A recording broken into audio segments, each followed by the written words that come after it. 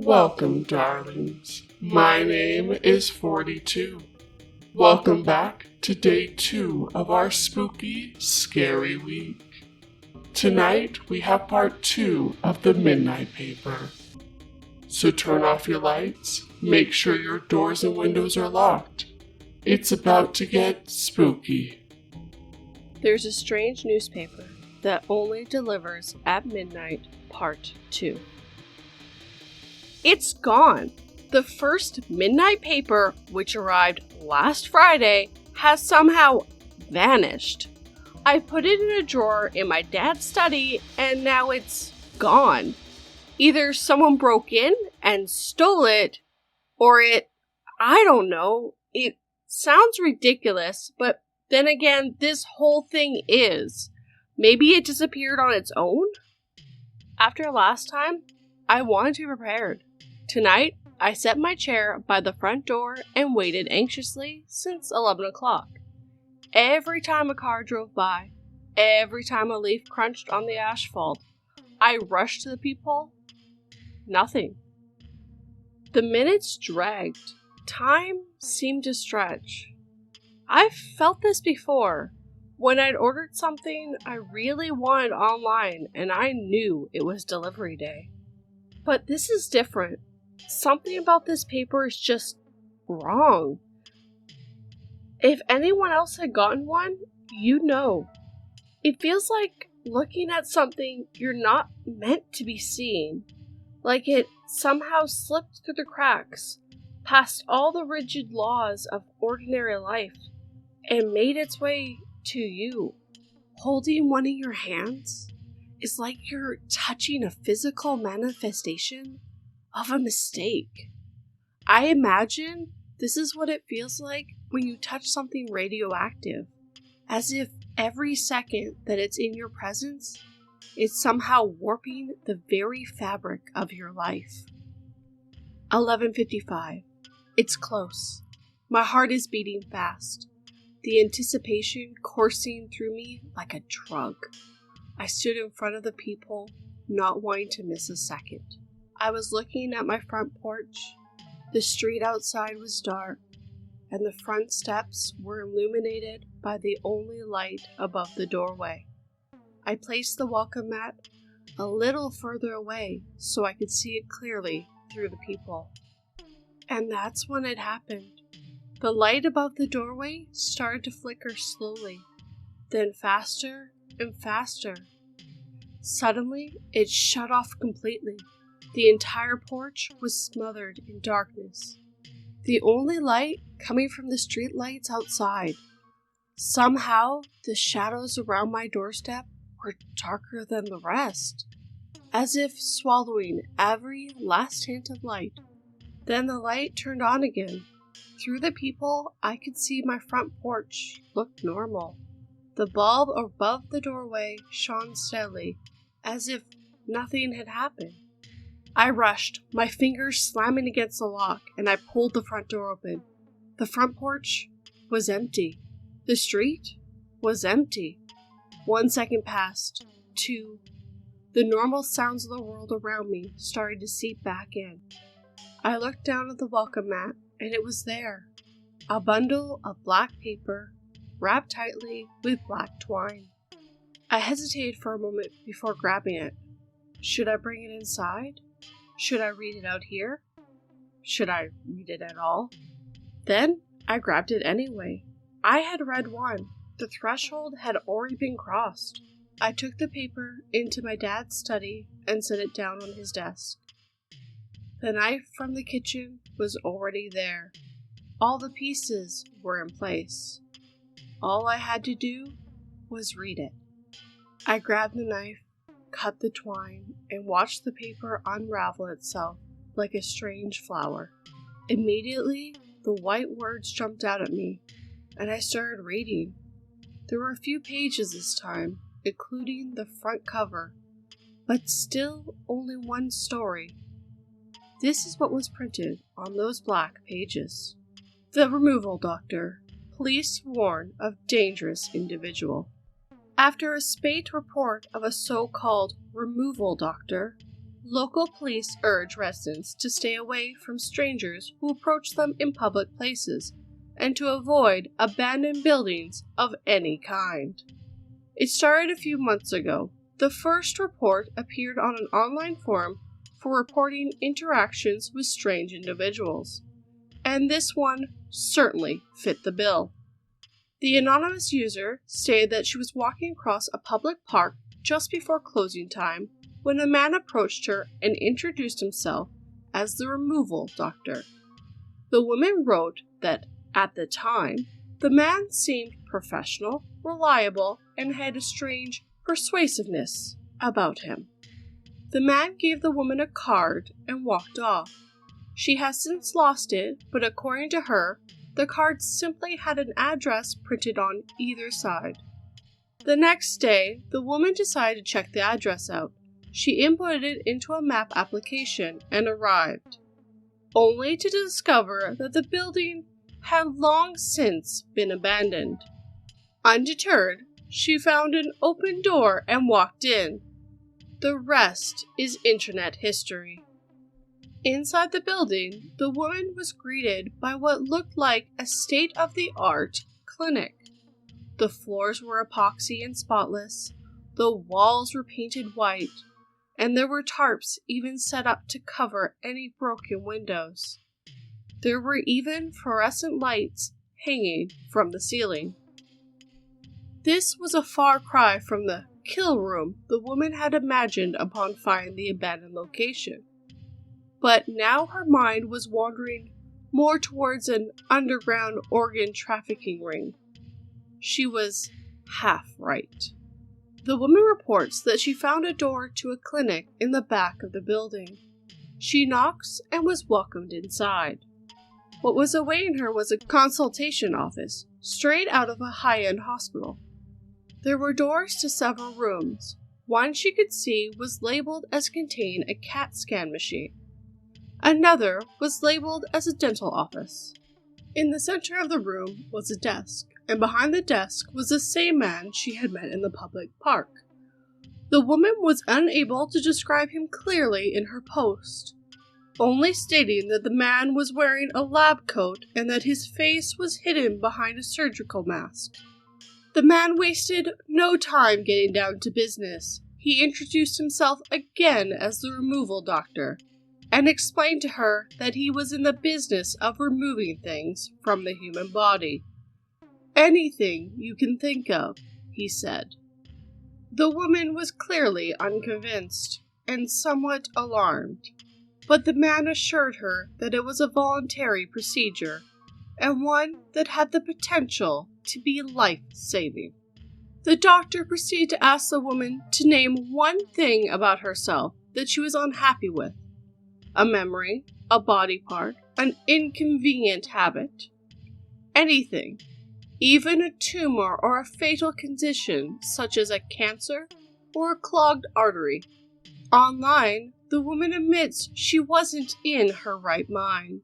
She was, after all, ignoring a million red flags that are staples of dozens of alleged accounts. Accounts that have transcended culture, time, and location to become old wives' tales everyone has grown up with. Like waking up in a bathtub full of ice, only to discover your kidneys were stolen, for example. Luckily, this wouldn't be the case for this woman, nor has it been the case for anyone who has encountered this strange man. There was no bathtubs filled with ice, at least. The woman decided against asking to have anything physically removed, perhaps fearing that there was other parties listening who were ready to act on her words right away. She did, however, state that she wouldn't mind parting with her crippling procrastination. The doctor nodded as if he was expecting this answer, then explained to her there was an exchange. He would take something she didn't want about herself, but he could pick anything of hers that he wanted in return. The woman hesitated but ultimately agreed, allowing the man to lead her to a private examination room. The woman claims that a few hours later she woke up in the same building, but everything around her was different. The floors were filthy concrete, the walls were covered in chipping paint, and there was no examination room or medical equipment of any kind. She stated that she immediately chastised herself mentally for falling for a trick a child could see through. After quickly checking herself for stitches or wounds, she was unable to find any mark on her skin. Not even a bruise, she wrote. It was only a few days later when she realized that something actually had happened in that building. She is a writer, and she was unable to start working before hours upon hours of watching YouTube videos and playing mobile games. But now she could sit and get to work immediately. It really did seem like the removal doctor had surgically removed her procrastination. She was elated, but only at first. Soon, she realized that something was wrong. First, it happened when she was in a video chat with her sister and her newborn. Then, it happened when her girlfriend arrived at their apartment. Finally, she confirmed her fears in front of her bathroom mirror. No matter how hard she tried, or for how long, she was unable to smile. Dozens of doctor's appointments later, the cause is still unknown. Some of them have said that it may be a mild facial paralysis caused by stress. But I know better, the woman wrote. She's convinced it was the removal doctor. I hate him, she wrote in her post. Everyone used to say I had the nicest smile. Now it's gone. But why take her smile? The woman described her last moments of consciousness.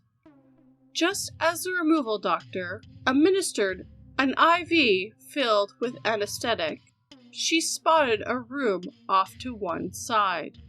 The door was half open, and she could see a gurney with a blanket over it.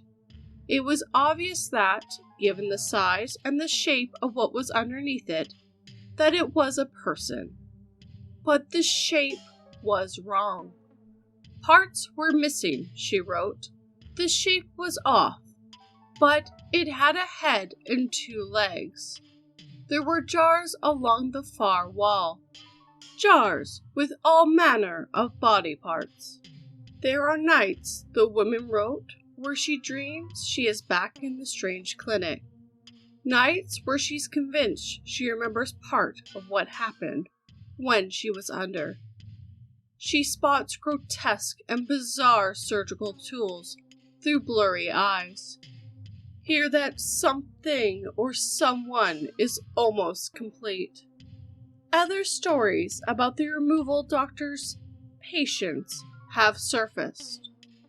One man who claims that he asked the doctor to remove his addiction to cigarettes had his tongue removed as well. Another man asked for his fear of heights to be removed, his ability to drive taken. A man with a brain tumor asked for it to be removed, only to wake up without one of his legs. A woman asked for her depression to be removed and lost one of her eyes in the process.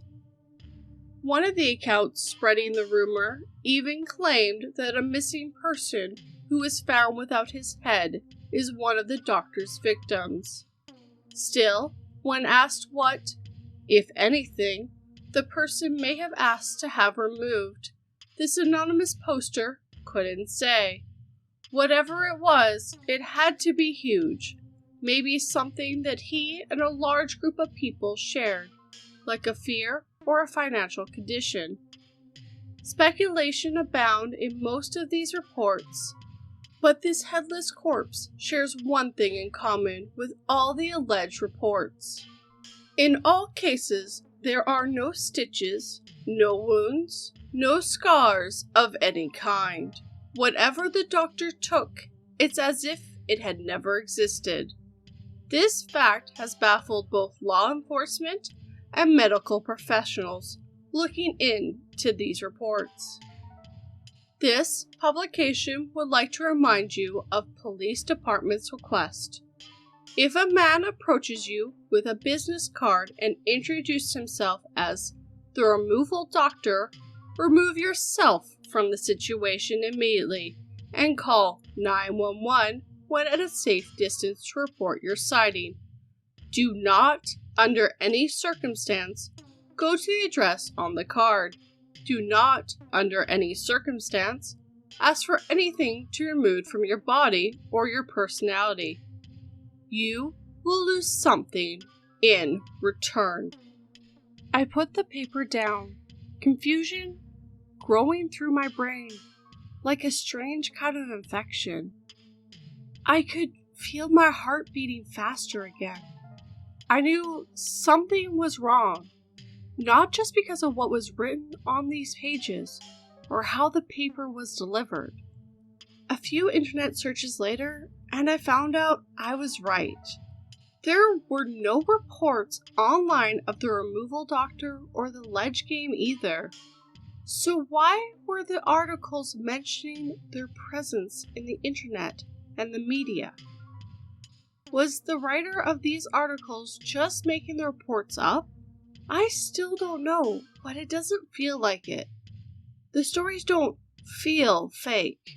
They feel real, like they're happening close by. I decided to take a few photos of the paper with my phone and soon realized that was not an easy process. It was like there was something on the paper that reacted badly with the camera lens. I tried to take a photo with the flash on and off, but it made no difference. The picture was ruined either way. If what my dad said was true, I've made a grave mistake. Never read one, he told me once. I asked him why, but he wouldn't say. He would change the subject or blurt out, "Just don't," or "because." Eventually, I thought he was just trying to scare me and forgot all about it. Now I wish I had asked him more about the midnight paper, about why I should never read it, about whether or not I should even touch it or bring it inside. All I know is my dad said the paper arrived on Wednesdays and Fridays at our home. So there'll be another one coming Friday night. It seems like it's too soon, too overwhelming, but I'm going to keep going, to keep documenting it. And next time, I want to try to have the door open when the shadow shows up once again.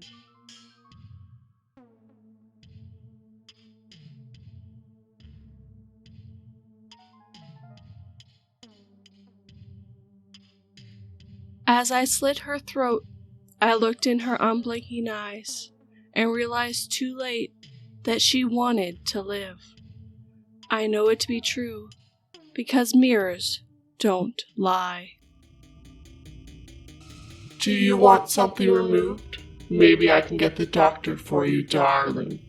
If you enjoyed this video, then hit that like button and make sure it feels it. Also, you better be subscribed so you don't miss the next installment.